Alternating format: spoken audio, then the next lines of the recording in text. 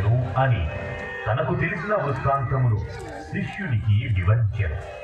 పవిత్రమైన కార్యాచరణకు వచ్చినది కనుకనే గోదావరి తల్లి పవిత్రమైనది. పశ్చిమ కనుమలలోని నాసిక్ నందుగల గోకర్ణికం నుండి ఒక చిన్న ధారగా ప్రవహించి నదిలా మారి దక్షిణాన భద్రాచలమందు రామపాదములను తాకి పంచవటి మీదుగా పాపికొండలను ముద్దాడుతూ ఉభయ గోదావరులకు జీవాధారమై అఖండ గోదావరిగా రాజమహేంద్రవరానికి పరమగింది. ఈ సప్త గోదావరికి సప్త ఋతులే ప్రతీకరై నిత్యహారతినిస్తున్నారు. భక్తులు నిశ్శబ్దాన్ని పాటించి హారతులు తిలకించ ప్రార్థన.